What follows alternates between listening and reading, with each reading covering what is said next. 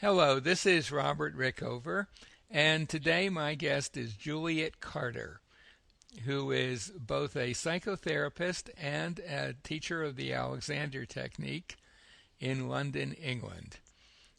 Juliet has worked for the National Health Service and in the corporate sector. She sees her clients in consulting rooms in the Harley Street area of West London, and she has worked as a psychotherapist at the Maudsley Hospital, which is the largest psychiatric hospital in Europe.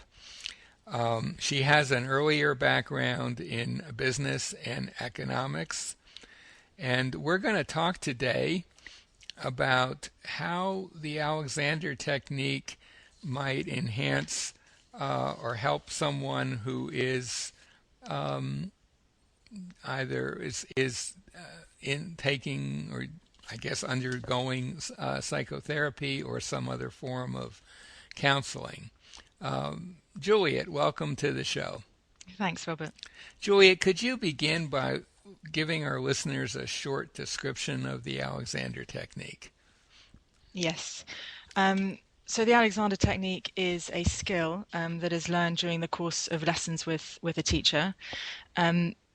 It's a skill that can then be applied in the course of your everyday activities, whether that's sitting at a computer, carrying shopping, playing a sport.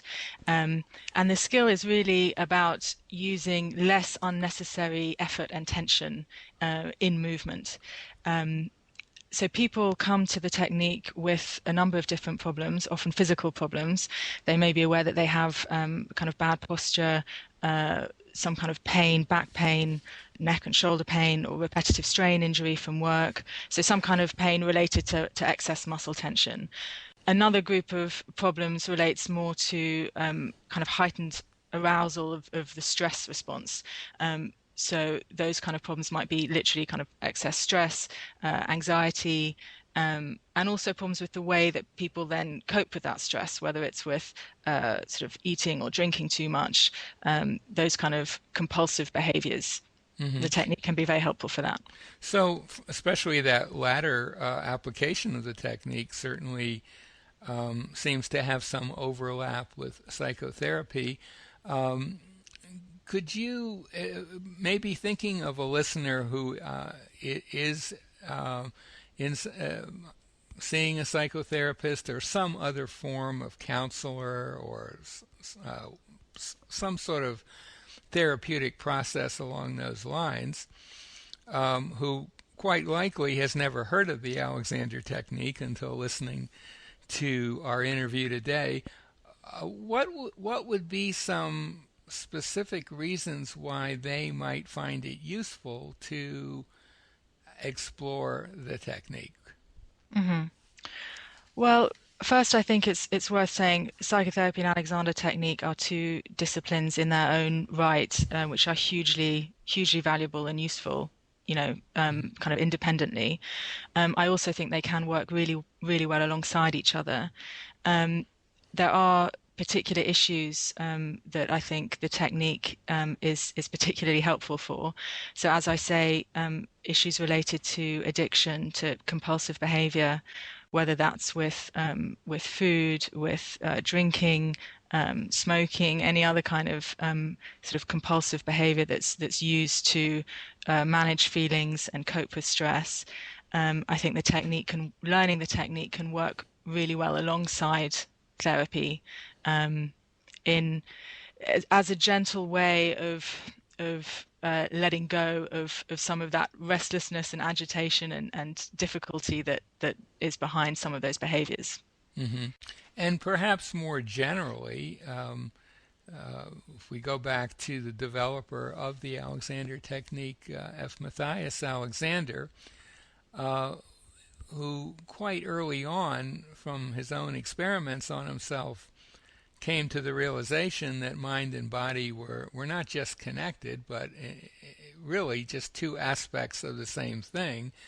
So from that point of view, if you're working on a mental or an emotional issue with a psychotherapist, something.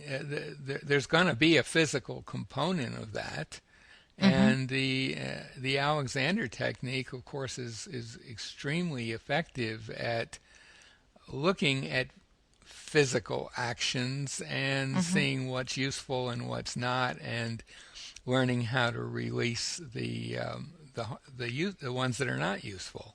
Yeah. So I could see just from that very almost intellectual point of view, it would clearly could clearly complement the therapeutic process. And I would Yes. imagine that things could work the other way too. That is, someone who is taking Alexander lessons and experiencing all kinds of physical undoings and releasings and breathing differently and moving differently. In that process, some emotional stuff could easily bubble to the surface that needs processing. And I think most Alexander teachers are pretty aware of that and would recommend to such a student that they look into some kind of therapy to process Absolutely. those changes. Yeah. Yes, no, I think it works both ways, as you say.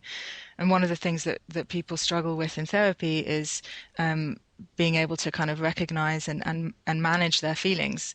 And I think the technique is just by slowing down and reconnecting to the body is a way that that process just gently happens. And I think another way, I'd like your take on this, but another connection, as it were, is that learning the Alexander technique as a student, a lot of it is about learning to be aware of yourself, to be aware of subtle uh, patterns of tension that creep in that you very likely not to have noticed because they were so habitual, have been so habitual for many, many years. And I'm certainly not an expert in therapy, but I would think that a lot of therapy is about becoming aware of um, mental processes and emotional processes that you may not have noticed. Absolutely.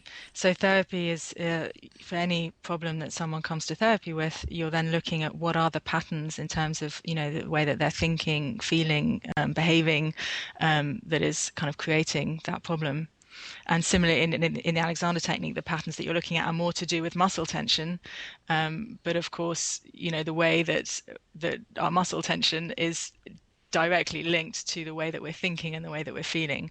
I think there's a big overlap in our emotions. Basically, the big overlap between the technique and therapy is in that area. hmm And I guess on a very kind of mundane level, someone who is in therapy, if they are extremely tense, tightening themselves a lot, I would think it's going to be pretty difficult for them to even take in the basic ideas of therapy very easily. Just it's going to be a bit of an obstacle to absorbing the process. Does that make sense to you? Yeah, I mean, I would see it in terms of the stress response. So if someone's stress response is very active, um, and they're in a kind of hyper aroused state, and a lot of people are in that state without even, necessarily realizing it. It is difficult to kind of think and process clearly, and also to feel, to really kind of feel what the body is telling you, whether those are kind of practical signals about, whether you're hungry, thirsty, tired, those kind of things, or whether those are more emotional signals.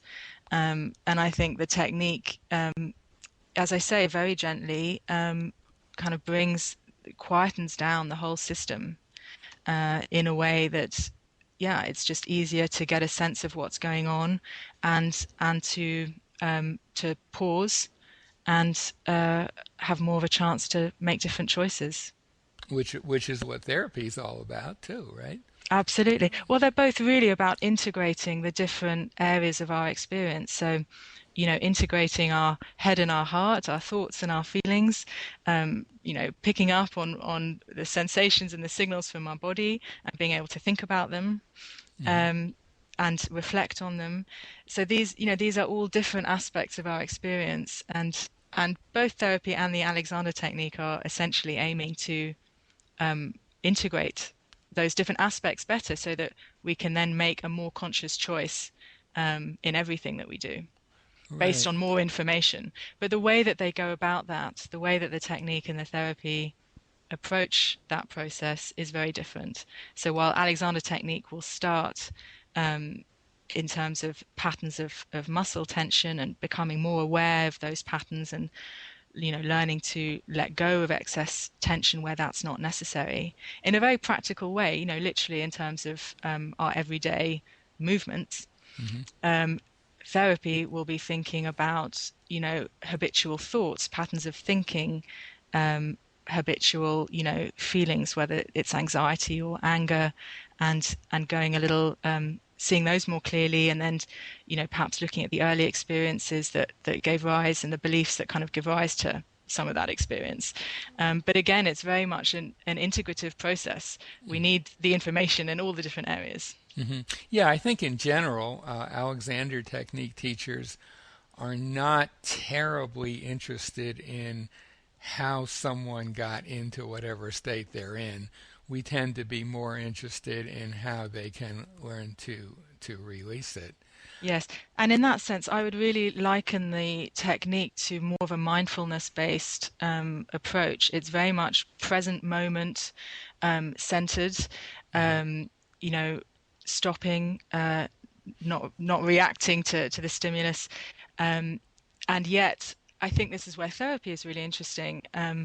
It can be very difficult to stay in the moment and to stay mindful when we're being triggered by complex emotions which are essentially based on past experience and past relationships.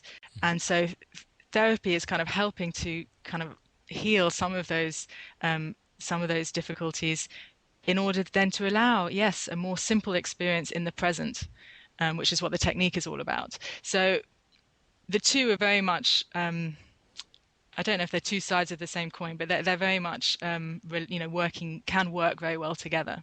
Yes, and I think this might be a good point to for us to discuss a term that, I mean, every profession has developed its jargon, and the Freud came up with the term inhibition, which is pretty well it's pretty well out there in in popular thinking. But it's interesting that F. Matthias Alexander also used that word, and he actually used it before Freud, but because he didn't become as famous as Freud, Freud's version is the one people when people think of inhibition, they think of Freud's version of it. Could you? But in fact, they're two very different things, and I think it might be nice to, and it also to distinguish those, and I think that also would give our listeners some idea of the differences between the Alexander approach to change and psychotherapy approach to change. Mm-hmm. So inhibition in the Alexander technique is really central, and it's basically the practice of stopping one's habitual reaction to a trigger. So whether that's any kind of stimulus, whether it's a physical one or an emotional one. So so saying no, stopping one's habitual reaction, and then making a different choice in order to make a more conscious choice, really. So Mm-hmm. that is what is meant by inhibition in the Alexander technique, and it's really a very positive thing. I would say in the English language, kind of generally, and in Freud's concept, being inhibited is less positive and implies that something's being held back. And I think Freud was referring to kind of repression of ego functions and all that kind of thing, but it's just a whole different concept. So Freud's inhibition is something that he would like to see people lessen or eliminate, Yes, yes. kind of unconscious repression, say, perhaps of old memories or that sort of thing. And Alexander's use of the word inhibition is all about consciousness. It's about bringing a pattern to the surface, or bringing a pattern into awareness, and then making a conscious decision.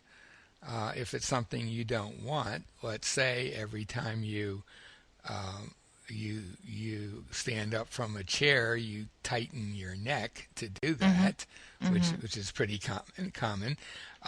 You might come to realize that that isn't helping you. It's actually Mhm. getting in the way.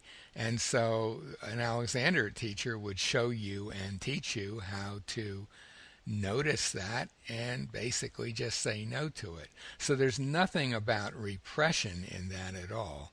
It's Right. really quite a different use of the word.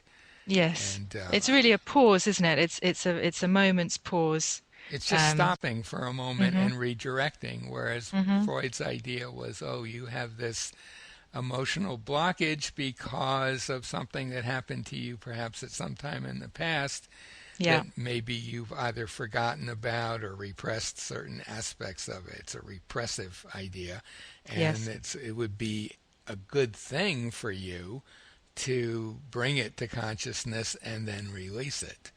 So Mhm. both of them are ultimately, I mean, both processes are about learning how to release stuff you don't want. But I would say, as you said before, the Alexander process is very much in the moment.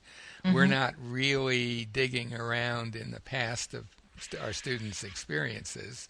Mhm. Um, I And don't I know. think what's interesting about inhibition in the Alexander technique also is just this ability to set a clear direction for oneself, to have a clear thought, Hmm. and also the quietness in the system that even allows that, that even makes that possible. You know, normally we are so busy and intent and focused on just getting on and doing things in the way that we normally do them, and the technique really just quietens down the whole system and allows there to be a clearer, more directed thought and intention, and is more focused really on the way that we do things, not just as Alexander said, not just the ends, but the means, the kind Hmm. of the process, Right. um, which is yeah, really a kind of a mind body awareness kind of thing. Right, and that redirecting that you just alluded to, the Alexander redirecting, is a pretty subtle mental process that's hard to bring to bear if your mind is being swamped with, or your body for that matter is being overtaken by all kinds of much stronger signals. Yes. I think so. I think that quieting down aspect that you just mentioned is extremely important. Yes. That you can't really make a subtle change. You can't. It's hard to consciously make a subtle change if there are other things that are kind of screaming at you. And Yeah. that's one reason, for example, why for if someone is in really severe physical pain, Mhm. and they come to an Alexander teacher. Um, the Alexander technique is about showing you new ways to move. But when someone's in really severe pain, generally, I think most Alexander teachers would say, well, first of all, do whatever you can to release to lessen that pain by whatever means possible. But if you are going to have a lesson, the teacher would probably it would be more in the realm of gentle conditioning rather than education, as it were. Because you can't at least in my experience, it's very hard to get someone who's in physical pain to um, make subtle changes in their thinking. Right. And so, I mean, that's And I it's think a. it's also what we draw our attention to, Mhm, that can be healing in itself. mhm, I think there can be a temptation to push away, when there's pain in the body, to push away from it. And the technique is a very gentle way of kind of creating space for it, really. mhm, And I think this is what we're talking about. It's in terms of quieting down the system. There is this sense of quiet, of spaciousness, that comes through lessons in the Alexander technique, which I know for me is one of the most pleasurable and enjoyable things about it. It's just a breath of fresh air in that way. Mm-hmm. It's a kind of a deep it's a deep relaxation, and yet a very kind of active, sort of present one. It's energizing one. Exactly. One other thing that I think we might want to just briefly touch on before we come to an end here is earlier we talked a little bit about how useful it might be for a patient, a psychotherapy patient or client to explore the Alexander technique to facilitate the psychotherapy process. But we haven't talked about the psychotherapist, him or herself. Mm-hmm. I've, over the years, had occasion to work, I think, about 4 or 5 times with students of mine who were therapists of one kind or another. A couple were counselors. One was a drug addiction counselor. Mm-hmm. A couple of psychotherapists. I don't remember exactly the details of all of them, but one of the things that really struck me from talking with them and working with them and getting some idea of what their day was like Mm-hmm. is, which is pretty obvious when you think about it, is they spend a lot of time sitting in a chair. Mm-hmm. And of course, Alexander teachers will tell you that sitting, if it's not done well, can be pretty harmful to you, just Mm-hmm. physically. But not only are they sitting for long hours, in the same way, say, that office workers might, Mm-hmm. but unlike other people who are sitting a lot, they can't really afford to doze off or lose their focus. I mean, their job is to be present for their clients. Yes. Although I'm sure that in the history of psychotherapy, there has probably occasionally been the odd therapist or two who has sort of spaced out a bit. Well, I think that can be useful information when that happens. Right. But Yeah. but yes, absolutely. I mean, therapists, it's also they also have to think about the use of themselves. So Mm-hmm. sitting with the client, Mm-hmm. you're using all the information that's available to you, not just in terms of what they're saying to you, but also in terms of your own what's going on with you. Your own thoughts and experience, bodily felt experience also. Mm-hmm. So in that sense, practicing the Alexander technique as a therapist, I think is hugely valuable. Mm-hmm. And there are many people who work as body psychotherapists, so they are already concerned with how to bring in this rich information that we get from Mm-hmm. our felt experience and our bodily experience, either through touch or not. And yet they wouldn't, in my mind, it's less kind of a less personal training that they would have had than an Alexander teacher. So Mm-hmm. one dare not kind of make recommendations to kind of colleagues, but I do think that it's a good thing. Well, I mean, we can take it in the other direction as well. I think I'm sure a fair number of Alexander teachers, of course, who've gone through a pretty intensive training. It's a 3-year training, and Mm-hmm. typically, at least on the training course I was on, people have their little emotional crises from time to time. Yes. Yes. And because so much stuff is coming up, and Alexander teachers, even after they complete their training, most of them are continuing, hopefully, to work on themselves in an Alexander Yes. way. They're taking advanced courses and so on. Yes. And I think I know teachers who have found psychotherapy or something like that very, very helpful. So it does cut both ways. It's not, Yes. we're not saying we have the goods and psychotherapists don't. It really does work both ways. Is there anything we haven't covered that you think would be important to include before we come to an end? I think we've covered a lot. It's been very good. Okay. Well, my guest today has been Juliet Carter, who is a psychotherapist and an Alexander Technique teacher in London, England.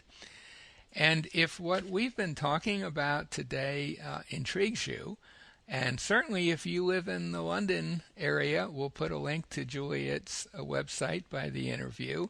If you live anywhere else in the world, we'll also put a link to a website where you'd be able to find an Alexander teacher in your area. Juliet, thank you so much for being on the show. Thanks, Robert. I've really enjoyed it. Thank you.